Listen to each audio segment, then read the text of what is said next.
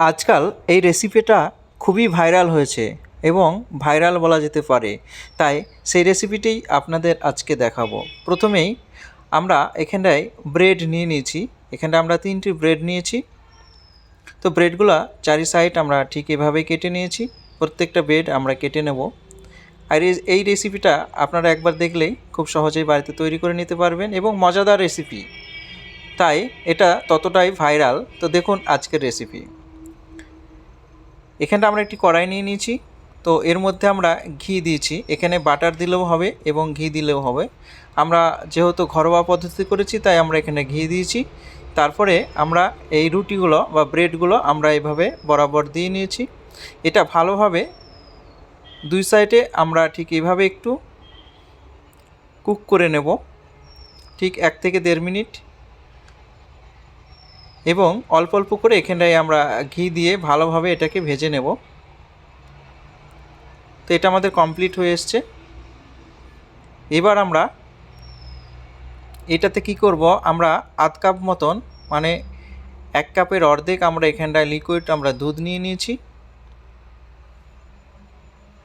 তাই আমরা অল্প অল্প করে এখানটায় আমরা দুধ অ্যাড করব। এখানটায় দুধ যখন অ্যাড করব তখন এই দুধটা ব্রেডের উপরে বা ব্রেড এটা থেকে টেনে নেবে। তখন বুঝে নিতে হবে এটা আর এর মধ্যে লিকুইড দুধ আর লাগবে না। এবার এটা দেখতে ঠিকঠাকই আছে এবং ভালোও লাগছে। এরপর আমরা কি করব, এটাকে একটু মিষ্টি করার জন্যে অল্প আমরা এখানটায় খেজুর গুড় ব্যবহার করব। তো বন্ধুরা দেখতেই পাচ্ছেন, আমার চ্যানেল নতুন হয়ে থাকলে অবশ্যই চ্যানেলটি সাবস্ক্রাইব করে সঙ্গে থাকবেন এবং পাশের বেল আইকনটি অবশ্যই বাজিয়ে দেবেন। এই রেসিপিটি দুর্দান্ত একটি রেসিপি, তাই অবশ্যই বাড়িতে তৈরি করুন এবং সবারই মধ্যে সার্ভ করুন। এবার এর সঙ্গে আমরা খেজুর গুড় অ্যাড করে দিলাম এটাকে মিষ্টি আনার জন্যে এবং টেস্টফুল ততটাই ভালো হবে। এখানে আমরা খেজুর গুড় দিয়েছি, আপনারা চাইলে এখানটায় মধু বা চিনিও অ্যাড করতে পারবেন, কোনো অসুবিধা নেই।